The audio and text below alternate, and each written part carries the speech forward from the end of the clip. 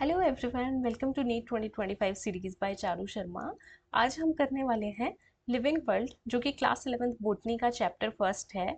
और इस चैप्टर से मैं आपको सारा कुछ बताने वाली हूँ कि इसका वेटेज क्या रहा है, कौन सा पार्ट कट हो चुका है, कौन सा पार्ट आएगा, किस टाइप के क्वेश्चंस आने वाले हैं। तो चलिए स्टार्ट करते हैं हमारी सीरीज का फर्स्ट पार्ट। पहले हम देख लेते हैं कि लास्ट 5 ईयर्स में इस चैप्टर का वेटेज क्या रहा है। तो जैसा कि आप लोग देख रहे हैं, आप लोगों के सामने एक चार्ट दिया हुआ है और चार्ट फॉर्म में दिखाया हुआ है कि इस चैप्टर्स का जो नॉर्मल वेटेज रहता है वो एक क्वेश्चन रहता है। तो आप लोग देख सकते हैं कि 2019 में चैप्टर से 2 क्वेश्चन पूछे गए थे, 20 और 23 में एक भी नहीं, और 21 एंड 22 में सिर्फ एक एक क्वेश्चन आया था। अब क्योंकि यहाँ से चैप्टर से काफी सारा पार्ट कट हो चुका है तो पीवाईक्यू आने के चांसेस कम हो गए हैं, लेकिन अभी भी असर्शन रीजन टाइप क्वेश्चन और स्टेटमेंट टाइप क्वेश्चन आने के चांसेस बने हुए हैं। तो देखिए, ये चैप्टर है हमारा।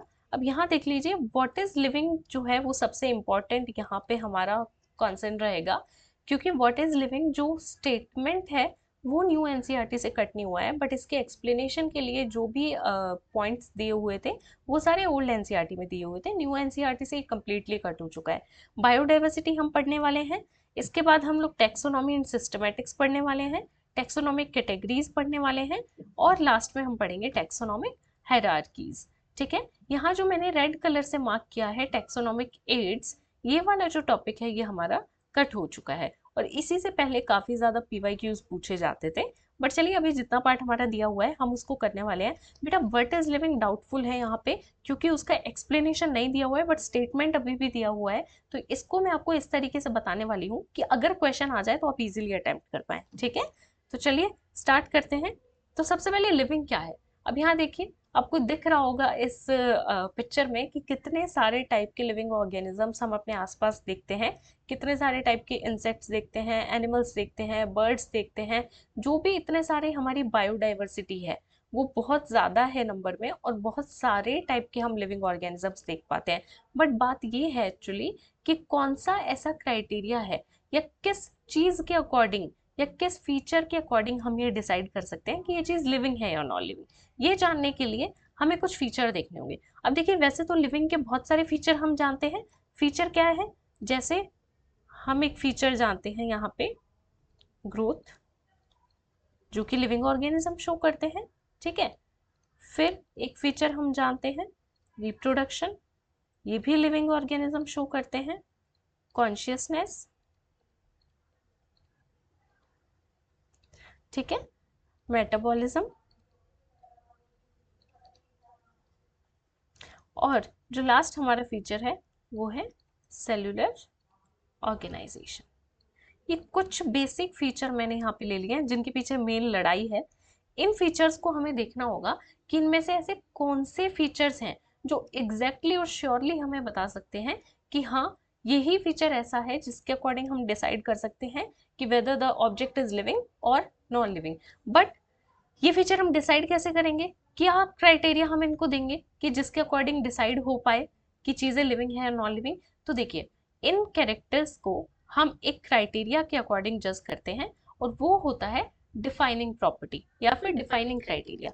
जो कैरेक्टर्स डिफाइनिंग क्राइटेरिया में फिट हो जाते हैं, ठीक है, डिफाइनिंग प्रॉपर्टी में फिट हो जाते हैं, वो श्योरली बता देते हैं कि चीजें लिविंग है या फिर नॉन लिविंग। तो सबसे पहले हमें समझना होगा कि डिफाइनिंग और नॉन डिफाइनिंग प्रॉपर्टी क्या होती है। सबसे पहले यहाँ देखिए, मैं आप लोगों को डिफरेंस बता देती हूँ डिफाइनिंग और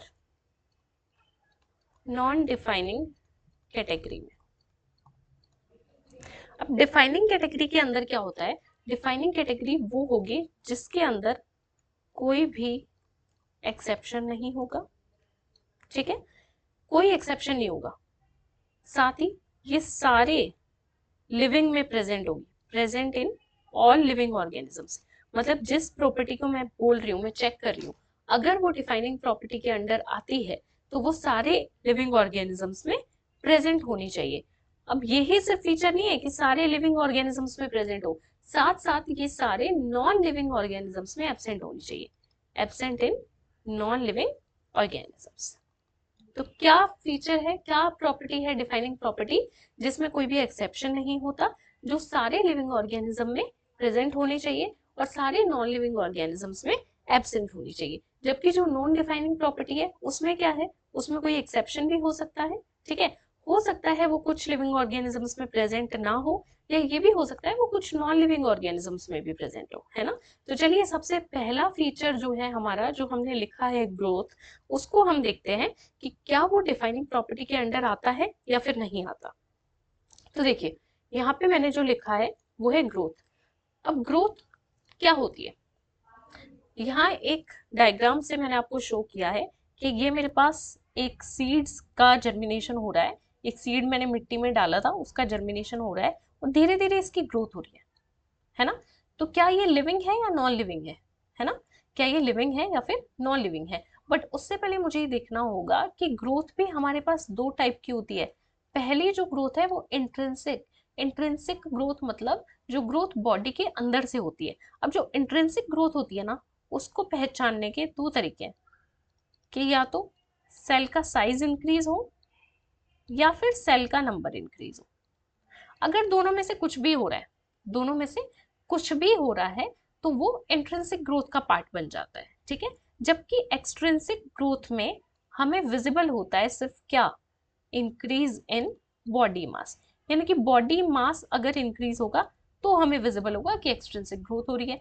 अब यहाँ पे हम क्या देख रहे हैं, जर्मिनेशन ऑफ सीड देख रहे हैं। एक सीड हमारे पास ग्रो कर रहा है, तो यहाँ देखिए जब वो हाइट में बड़ा हो रहा है, एक नई लीफ बना रहा है, नए नए पार्ट्स बना रहा है, तो ऑब्वियसली उसमें सेल का नंबर इंक्रीज हो रहा होगा, है ना। सेल डिवाइड कर रही होंगी, सेल का साइज भी बढ़ रहा होगा, तभी तो नए पार्ट्स बन रहे हैं, तभी तो नए पार्ट्स बन रहे हैं ना। तो इसका मतलब क्या है कि ये जो जर्मिनेशन ऑफ सीड हो रहा है, this germination part is what is intrinsic growth।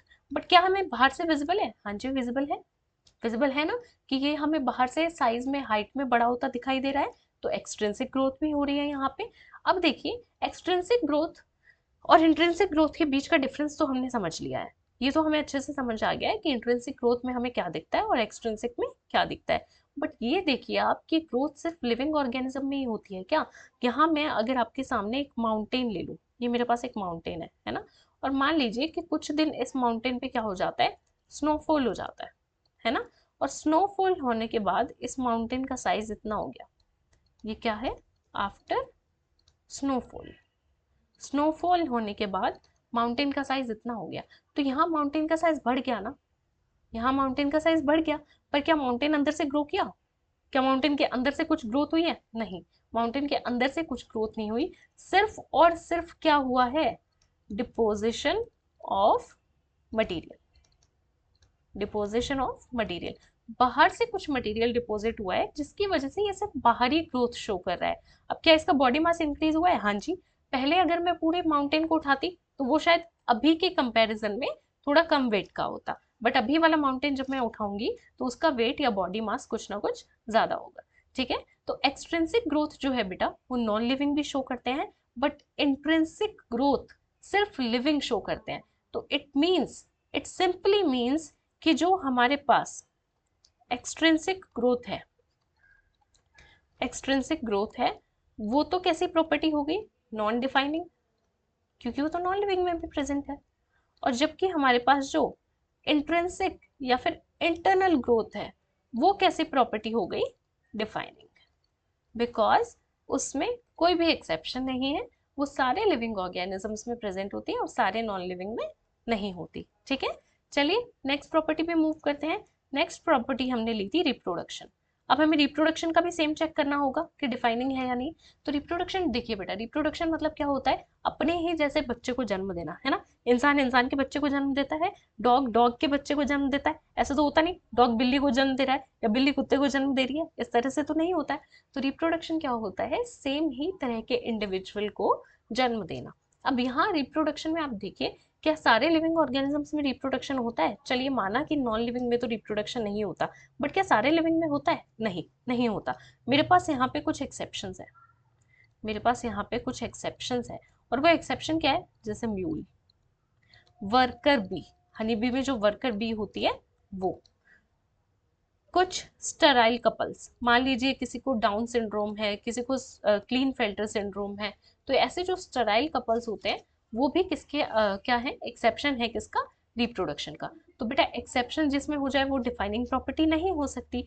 तो सिंपली हमें पता चल गया कि रिप्रोडक्शन एक कैसी प्रॉपर्टी है, यहाँ पे नॉन डिफाइनिंग है। सिर्फ रिप्रोडक्शन के भरोसे से नहीं बताया जा सकता कि कोई चीज लिविंग है या नॉन लिविंग।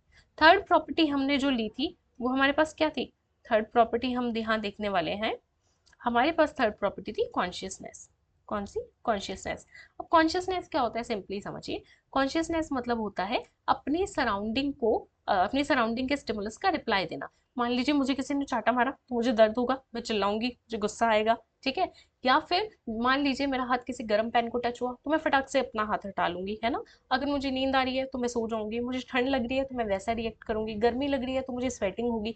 तो बेसिकली मैं क्या कर रही हूँ, अपनी सराउंडिंग से रिएक्ट कर रही हूँ। ऐसा एनिमल्स भी करते हैं। कुछ एनिमल्स सीजनल ब्रीडर्स होते हैं, वो हाइबरनेशन एस्टिवेशन की प्रॉपर्टी शो करते हैं, सर्दियों में छुप जाना, गर्मियों में बाहर आ जाना। तो ये सारी प्रॉपर्टी एनिमल, ये जो प्रॉपर्टी है कॉन्शियसनेस की, एनिमल्स भी शो करते हैं, यानी कि अपने सराउंडिंग का रिप्लाई देते हैं। बट क्या कोई नॉन लिविंग ऑर्गेनिज्म कॉन्शियसनेस होता है, शो करता है? मान लीजिए मैं पेन पे गर्म पानी गिरा दूं, क्या उसे कुछ होगा? क्या वो रिप्लाई देगा? नहीं देगा। अगर मैं बर्तन को फेंक फेंक के मारूं, क्या वो रिप्लाई देगा? नहीं देगा, है ना। मेरा लैपटॉप टूट जाए, वो रिप्लाई नहीं देगा। पेन गिर जाए, वो भी रिप्लाई नहीं देगा। तो नॉन लिविंग कॉन्शियसनेस की प्रॉपर्टी शो नहीं करते। इट मीन्स जो कॉन्शियसनेस है हमारे पास, वो एक कैसी प्रॉपर्टी है? डिफाइनिंग प्रॉपर्टी है, ठीक है। बट यहाँ मैं एक पार्ट आपको बोलने वाली हूँ कि कॉन्शियसनेस तो डिफाइनिंग है, बट ह्यूमन कॉन्शियसनेस, ह्यूमन के अंदर जो कॉन्शियसनेस होती है वो सेल्फ कॉन्शियसनेस होती है ना। कॉन्शियसनेस सब में होती है, एनिमल्स में भी होती है, बट एक सेल्फ कॉन्शियसनेस जो है ना वो सिर्फ ह्यूमंस में प्रेजेंट होती है।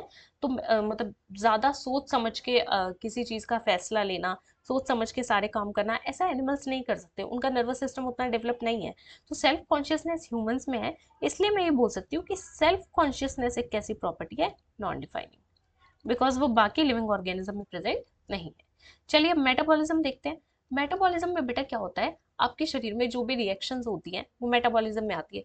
कहीं भी कुछ चीज टूट रही है, मान लीजिए आपने खाना खाया, वो डाइजेस्ट हो रहा है, टूट रहा है, कहीं भी कोई रिएक्शन में कुछ ना कुछ बन रहा है। तो बेसिकली मेटाबॉलिज्म में कुछ भी बनता है और कुछ भी टूटता है।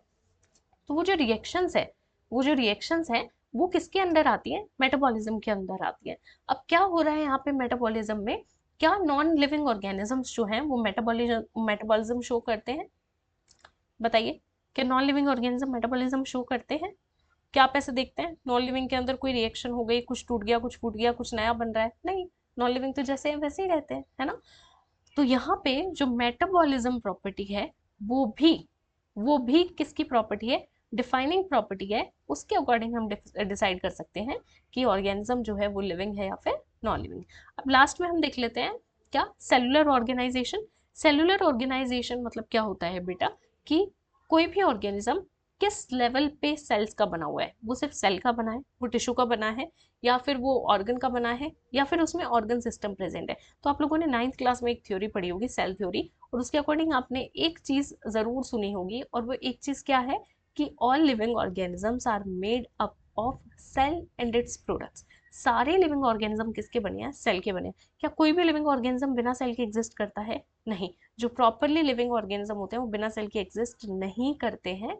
इसीलिए सेलुलर ऑर्गेनाइजेशन जो है वो भी हमारी यहाँ पे कैसी प्रॉपर्टी है? डिफाइनिंग प्रॉपर्टी है। So these both are defining property.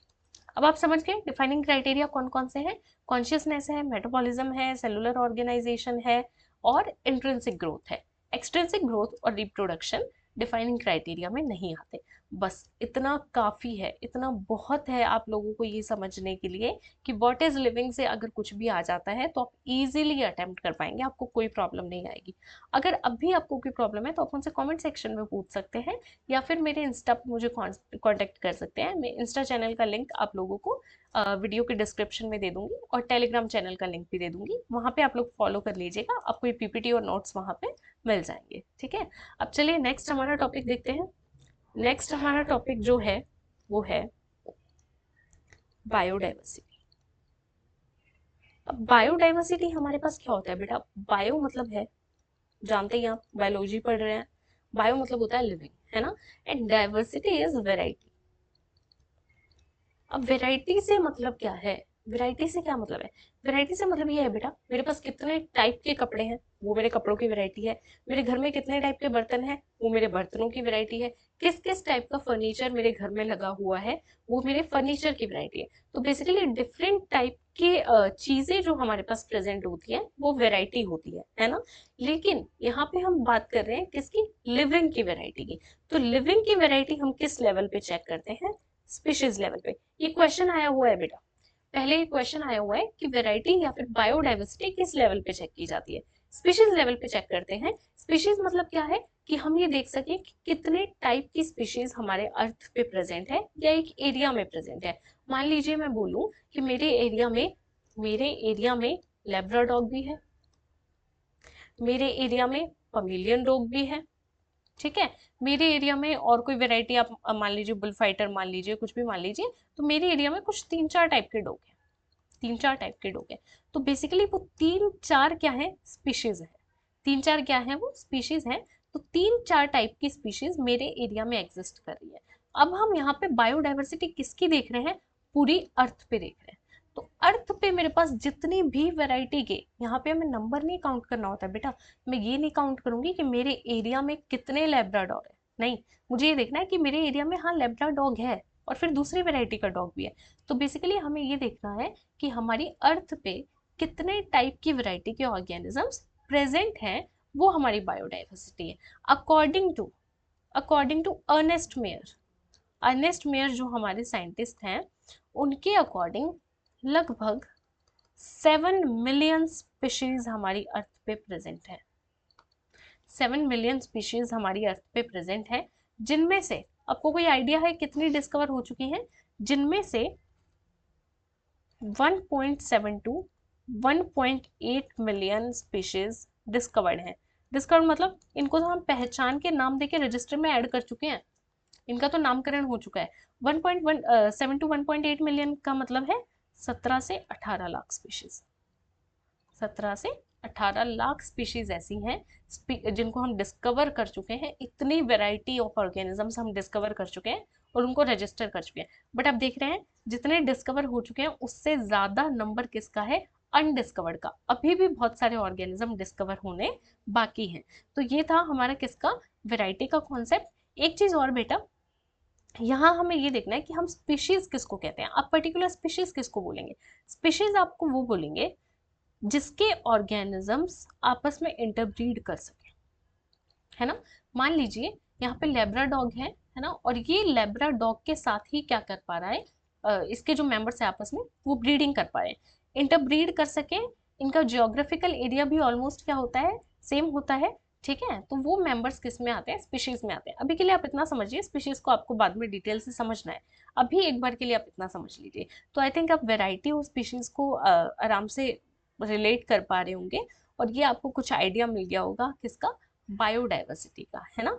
तो ये कुछ इंट्रो था बेटा इस चैप्टर का, मैंने इस वीडियो में सिर्फ इंट्रो लिया है। अब कुछ टॉपिक्स बचे हैं, टेक्सोनॉमी, सिस्टमेटिक्स, है ना, और टेक्सोनॉमिक हायरार्की और टेक्सोनॉमिक कैटेगरीज। ये हमारे पास 3 टॉपिक बचे हैं मेनली, जिसको हम वीडियो के सेकंड पार्ट में कवर करेंगे।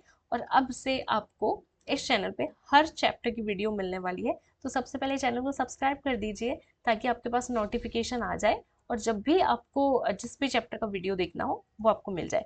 साथ में आप मुझे कमेंट करके बता सकते हैं अगर आपको कुछ भी प्रॉब्लम फेस हो रही है या आप किसी भी और तरीके से पढ़ना चाहते हैं तो आप मुझे बता सकते हैं। चलिए मिलते हैं फिर नेक्स्ट वीडियो में।